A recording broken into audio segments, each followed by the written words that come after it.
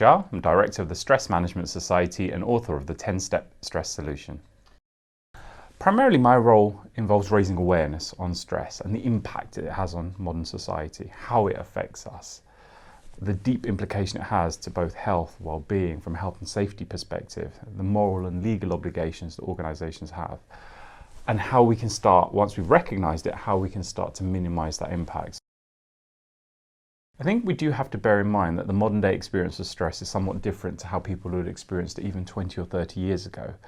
The pace of life has quickened ridiculously over the last 15 or 20 years with the advent of new technologies, social media, Facebook, Twitter, smartphones in our pockets, tablet computers. The amount of information that people are subjected to on a daily basis has increased exponentially over the last 10, 12 years. And most people are just not coping. We're waking up to a tsunami of information from the moment we open our eyes to the moment we go to sleep. And many people are buckling under that extreme pressure. I think if we look at the modern day experience of stress, the main causes of stress are excessive demand. Most of us are being subjected to levels of demand that we can't cope with. It's too much information, too much to do, not enough time. And it's also the fragmented nature of our daily existences. We don't just do one thing and then move on to something else. We're expected to be dealing with multiple demands at the same time. We've definitely found that there are different approaches to recognizing and dealing with stress in some countries. For example, in a lot of Western societies, that we've got that stiff upper lip attitude. You pull your socks up and get on with it. And I think we've been slow to recognize the impact of stress. It's starting to become very clear, and more countries and more organizations are starting to take this very seriously. And it's not just countries and cultures that I would differentiate. It's also industries as well. Some industries tend to take this very, very seriously. If we look at, for example, industries like the oil and gas industry, they take this very, very seriously because they recognize it to be a health and safety risk hazard.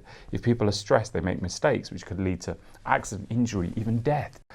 We've found, particularly in a lot of Eastern cultures, for many years it's been acceptable to have yoga and Tai Chi in the workplace and massage in the workplace, and where they do embrace well-being and they understand that actually an investment in well-being results in cultural and commercial success. We've been slow on the uptake with that in the UK and in the States and various other Western cultures, but that is changing. It is very, very important that we firstly recognize stress and secondly take steps to manage it. And there's a whole range of issues, health issues, that are directly related to stress. If we think of the top 4 killers on the planet today, there's many studies that have connected heart disease to stress. In fact, stress is the #1 contributing factor to heart disease. Many forms of cancer have been associated with stress.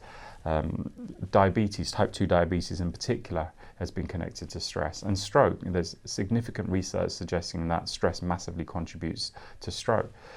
So in and of itself, it can't kill you, but it definitely leads to issues and illnesses that will. It is a very serious illness. Stress decimates your immune system, leaves you much more susceptible to illness.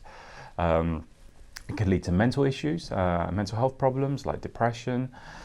And what we've also got to bear in mind, mental health and physical health problems aren't isolated. We are part of one holistic being, and something that impacts your mental health will have a direct implication to your physical health. But as I said, the first step is recognition, not waiting till we get to the point where we are already suffering, but taking action early, being able to recognize we're in a state that's not serving us and knowing what we can do to take action to do something about it. There are many, many, many different things that we can do to alleviate stress. What we have to bear in mind is our body's gone into a state of preparation for some kind of physical activity. We've gone into the fight or flight state. Your body's expecting to be fighting or running away from whatever is the cause of the stress. So simple physical activity is all that's required to take yourself out from that state. Even something as simple as a walk around the block, taking the dog out, riding your bike, going for a swim, getting out and getting some fresh air and movement, exercise, physical activity is enough to burn off the adrenaline and cortisol that your body's produced to put you in the physiological state of stress. But it also produces good mood substances like serotonin and endorphins, which will leave you feeling happier and calmer. So there's much that we can do very quickly to change our state. So anything that changes your physiology through physical movement or activity will also change your psychology, your mental and emotional state, because the two are intricately linked. Stress is a health and safety risk hazard just like any other, and in many countries is recognised as such under law. So the first step is recognition.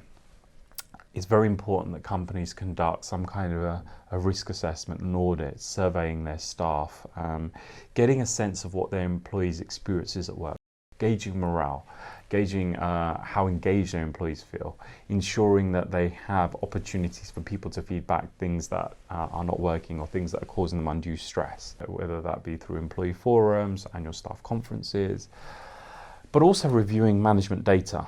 That could be absenteeism records, staff turnover, and if as part of the exit interview, stress is being cited as a reason.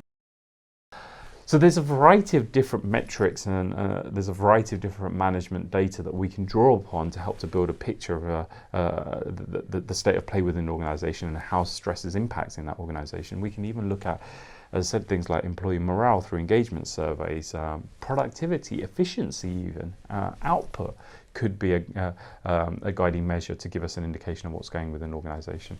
Once we've then recognised it, that's when we can take action to start addressing some of the issues that will come up. So we're actually raising awareness on well-being and why it's important, and making the connection between well-being and commercial success. If you've got a happy, engaged workforce, you get far more out of them. They put in more effort, more energy, they are more productive, more efficient, and they stay, they don't leave. You don't have the cost of replacing good people.